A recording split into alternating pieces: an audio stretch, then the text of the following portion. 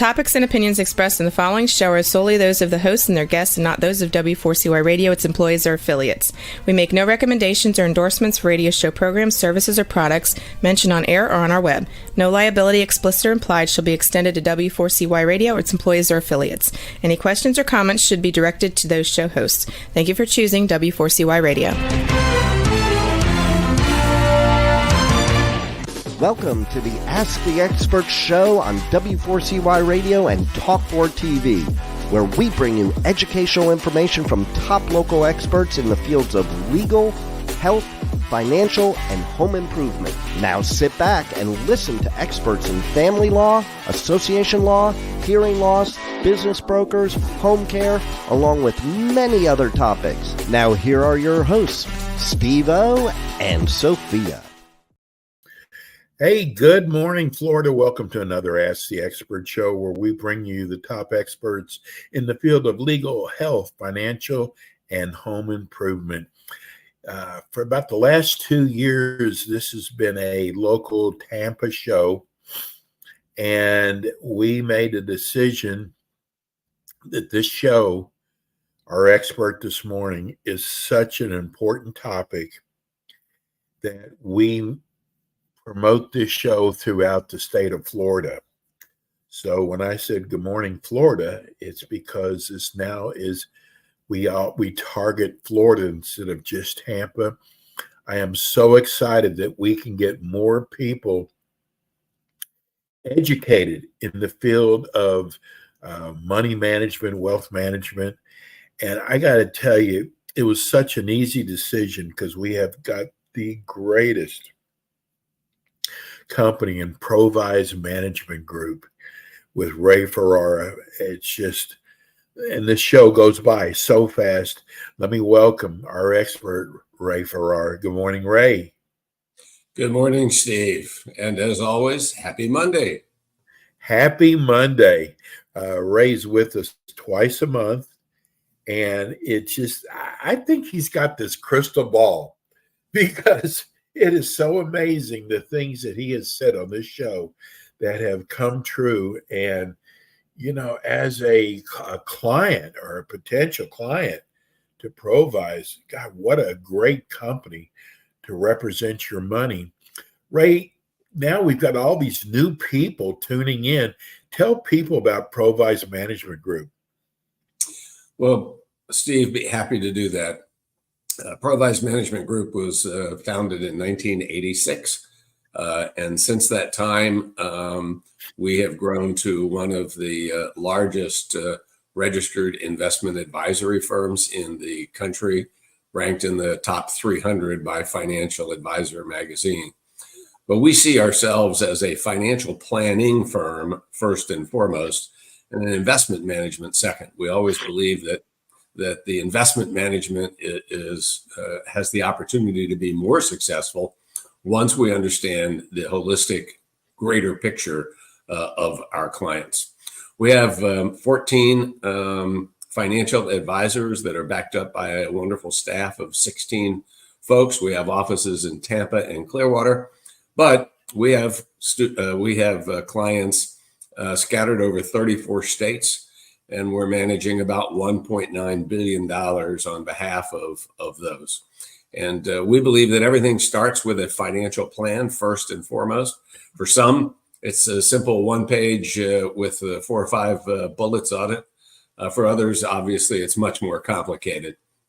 But we believe that with a written financial plan, the odds of your success increase dramatically. So we always offer a 1-hour free consultation to anyone in either of our offices. And for those that are outside of the Tampa Bay area, we're always available by Zoom and delighted to add new folks to our growing family of clients. And if anybody wants to reach us, of course, there's the number scrolling across the bottom right now, 727-441-9022. That's 727-441-9022. And you can also visit our website, provise.com. Ray, we've been doing the show for over 2 years now, and one of the things I've learned about you, you really do care about people. You really do care about your clients, and I think that's half the battle right there. Well, there's no question that a personal touch makes a difference, and we connect with our clients not only around their finances, but we know their family. We connect with them at an emotional level and celebrate those joyous occasions, like all the graduations that have been going on for the past month, and then those not so joyous occasions as well. But we feel it's very important to stay close to our clients and to visit with them on a regular basis. Well, let's jump right in. Molly in Tampa wrote us. She said, now that we are retired, do we really need to keep our life insurance policy? It seems like after paying all these years that we shouldn't have to give it up. Well, Molly, we buy life insurance, in our opinion, for three reasons. One is to replace income in the event of the premature death of the breadwinner, whoever that may be. And today, of course, it's usually both members of a family. The second is to pay off debts in case of a premature debt or a death. And then the third is for estate taxes. So the question to ask yourself is, do you need to replace income? Well, if you're retired, probably not. Do you have any debts left? If you do, then carrying enough life insurance to pay off those debts might make some sense. And then thirdly, to pay estate taxes. And unless your estate is above roughly $25 million at this point, husband and wife, half that for a single individual, there's no need for the life insurance for estate taxes. So if you're having to continue to pay the premiums on that life insurance, that's cutting into other things that you might be able to do with the money. So what do you do with it? Well, you really have three choices. One, you could just cash it in, assuming it's a cash value policy. If it's a term policy, you could just stop paying the premiums and it'll go away. If it's a cash value policy, you'll get the cash back if you turn it in. But you may also want to think in terms of looking at potentially selling the life insurance policy, which can be done with a number of very reputable firms. And in this case, investors actually buy the policy. Often it's a pension plan that is buying the life insurance policies. And why would they buy it? Well, they know that if they continue to pay the premiums on the policy, that there will be an eventual death that will occur, and then they will get the proceeds. In the meantime, you get a nice lump sum check from the investor, no longer have to pay the premiums, and you've got some additional money for travel or whatever else that is that you want to do. Unfortunately, the healthier you are, I know this is kind of counterintuitive, but unfortunately, the healthier you are, the lower you're going to get for the policy, because they're going to have calculated your longevity actuarially, and healthy people obviously live longer than unhealthy people. So it is worth investigating rather than just turning in the policy. Usually, if the policy is over $100,000, it is something that can be sold in what is called the viatical marketplace. And we would encourage you to look at that potential possibility. Again, life insurance for three reasons, Steve: replace income, pay debt, and pay estate taxes. If you don't have a need for any one of those three reasons, you probably don't need any life insurance at all. I know it's hard for people to give it up, that we're all hugging that tree. We paid those premiums all those years, and gosh, you mean I'm not going to collect on it? Well, at this point in life, sometimes it's best to just go ahead and give it up.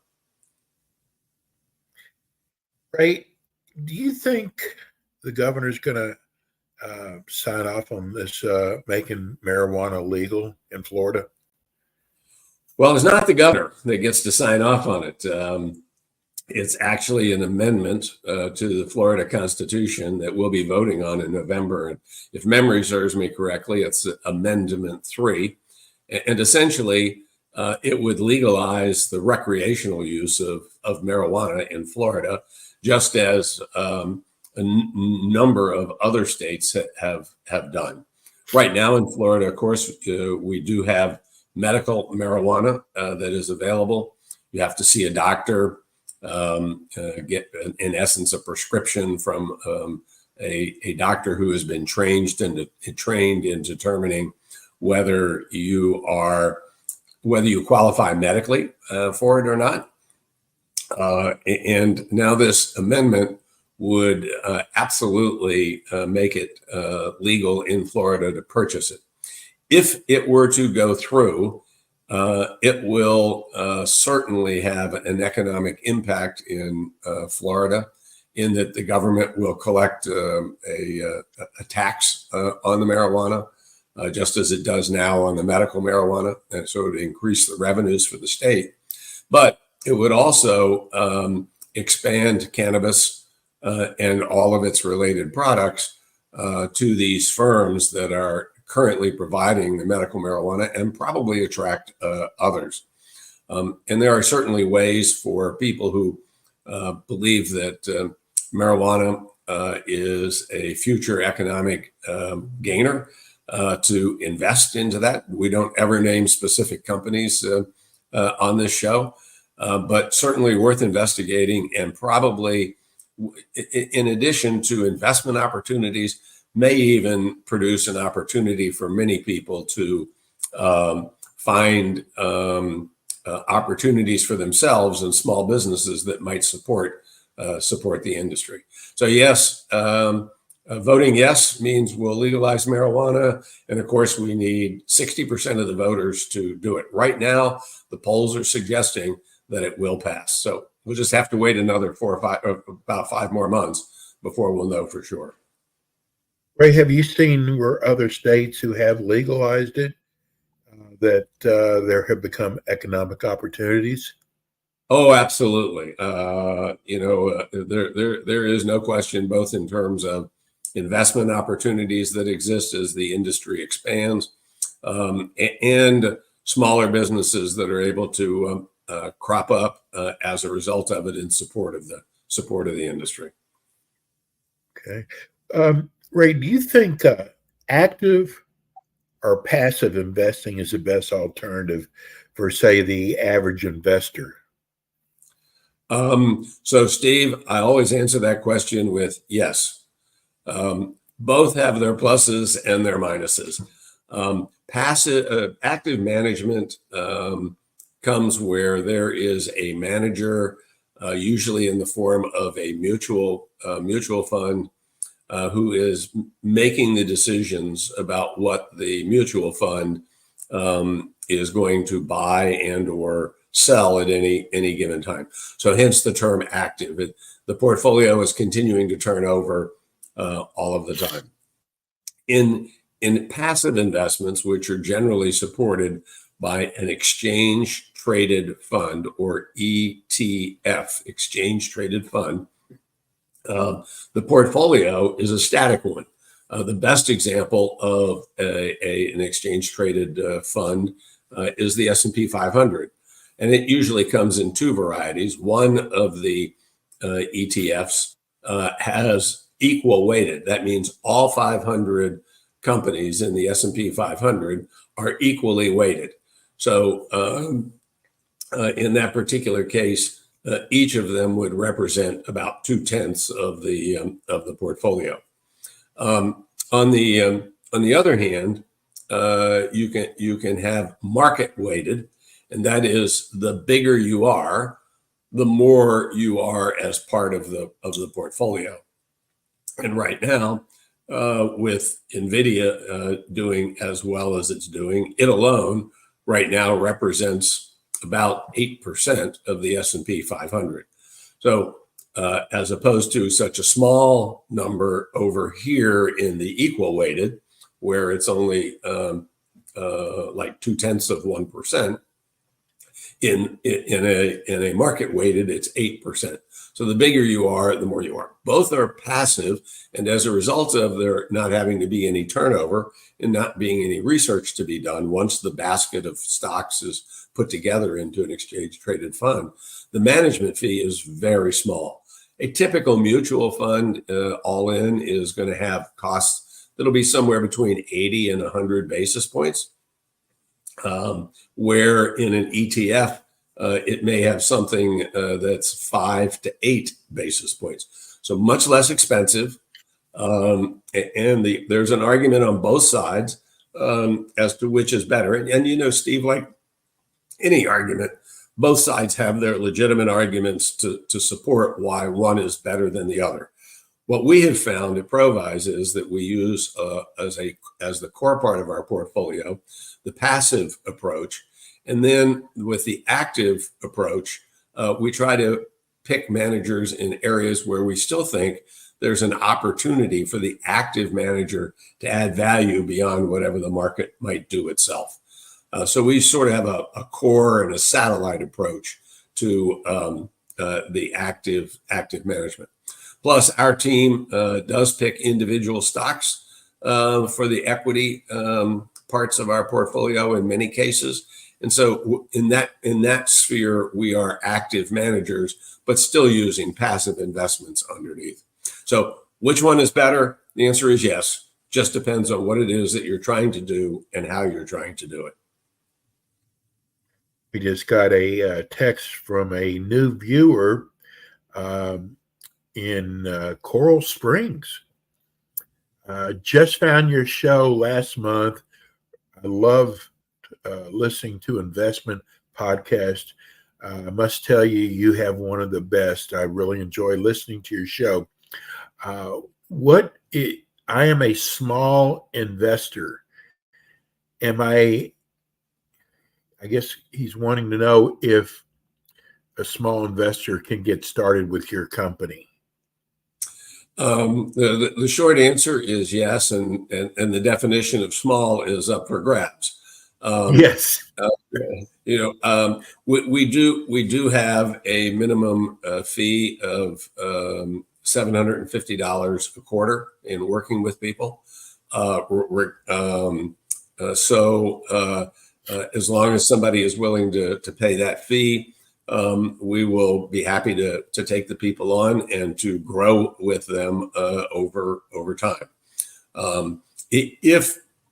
If one is not willing to pay the fee, there are lots of excellent companies out there that will work with small investors. And again, I'm not going to name any or endorse any firms, but the key thing that any investor, large or small, in our opinion, needs to do is to work with a certified financial planner, a CFP professional. Why? The reason is very simple. The most important thing about the CFP designation is that you're having to deal with a person who has gone through a rigorous exam, who has to take continuing education courses to maintain their certification. But most importantly of all is they're required to provide financial advice at a fiduciary standard of care. And that means they must always put your interests ahead of their own. And so whether you're large or small, not all investors are held to that very high standard. Not all advisors are held to that very high standard. But we encourage you to seek out a CFP professional. Where can you find one? Simply go to cfpboard.org, cfpboard.org. And you will find a button there that will allow you to enter your zip code, and it will give you the names of all of the CFP professionals, generally within a 25-mile radius of where you live. We encourage you to visit with at least 3 of them, because you want to look for someone who has a good tableside manner that you can relate to and who speaks to you at the level that you need to know to understand the investments and the things that you're going to be doing. If somebody says to you, hey, don't worry about it, Steve, I know what's best for you, probably time for Steve to walk out the door and find somebody who is a CFP professional. That's good advice. Bruce in Miami, he says, you have never been a fan of Bitcoin or other cryptocurrencies, but I think it's a great investment. Why are you against it? Well, Bruce, the reason is very simple. We do not see Bitcoin as an investment. In our opinion, to have something that is an investment, it has to produce something. It has to have something behind it. And Bitcoin is only, the beauty of Bitcoin is that the price is always in the eye of the beholder. We've seen over the past 12 to 18 months it be as high as it is today in the 70,000s and as low as 14, 15,000 not all that long ago. And the reason is it's much like the meme stocks that are clearly not worth the volatility that's involved with these stocks. It's just people who are trying to run the price up and try to make a quick dollar.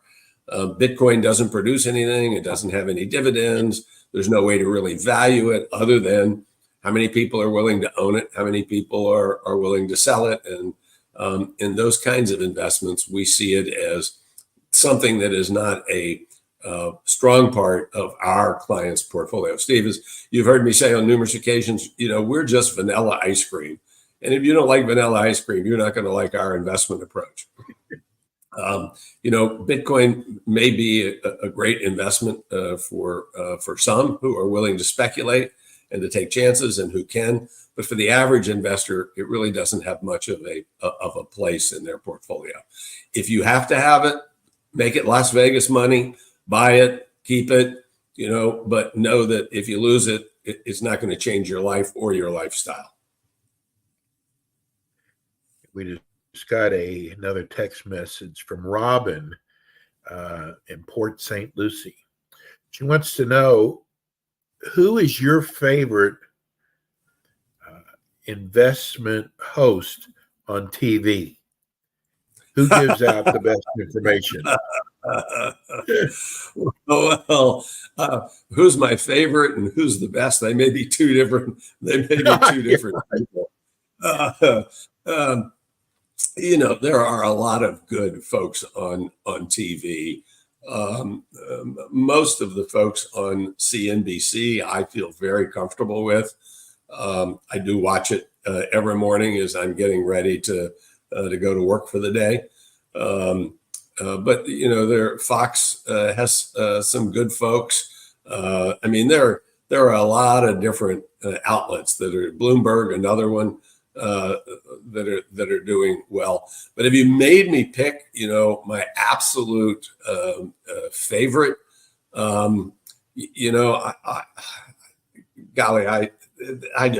there's just too many good ones to do that. I do love the battles on CNBC in the morning between Andrew, Becky, and the team there. It's good entertainment as well as good information. Okay. Jennifer in Naples, she said, I just inherited my mother's IRA, which is substantial, and I want to hold on to it until I retire in another 10 years. How should I invest it? Well, two things before we talk about how it should be invested. The first thing is did your mom pass away before or after her required beginning date? And what is that? Well, it was either age 70, 72, or now 73. So you need to determine whether your mom was over any of those ages. And again, it changed over time. For instance, for me, it was when I turned 70 that I had to start taking money out. For anybody today, it's not until age 73. Why is that important? The reason that is important is if your mom passed away prior to her required beginning date, you don't have to take any money out at all during the next 10 years. But at the end of the 10th year, you would have to take out 100% because it must now come out over a 10-year period of time. So you would probably be better off investing into a nice moderate program, considering how close you are to retirement. And then over time, withdraw it in smaller amounts over the next 10 years so that you're able to keep the income tax down and that you're not having to pay a big tax if you had to take it 100% out at the end of the 10th year. On the other hand, if your mom was over her required beginning date and was already withdrawing money from her IRA, you must continue to take that money out every year. Now, the interesting twist on all of this is that although that's been the case for the last 2 or 3 years, the IRS has waived that response, or have waived that for the last 3 years. So it's very complicated. It's not simple. It's not straightforward. So visit with a financial professional that can help you sort through the different options that are there, and then determine your own tolerance for risk, and then set up a portfolio that's proportionate to that to set you up for retirement for yourself. Ray, this show always goes by so fast. For those who are listening through podcast or radio, give them your phone number and your website where they can reach you. Sure, Steve. Anybody can reach out to us with a simple question or take advantage of our complimentary 1-hour consultation by calling 727-441-9022. That's 727-441-9022. Or simply go to provise.com. That's PROVISE.com. Provise.com. Ray, we love having you on. You add so much to the show, and we'll see you in a couple weeks. I'll look forward to it, Steve. In the meantime, be safe and be well. You too, Ray. God bless. Take That's care. Ray Ferrara, Provise Management Group. He's been with us for over 2 years. Just great information. That's it for us today. We'll be back again with you next week with more Ask the Experts.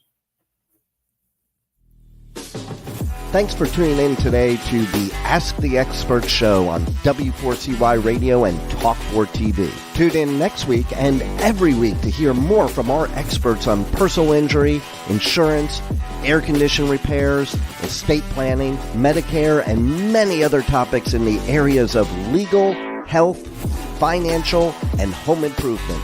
See you next week.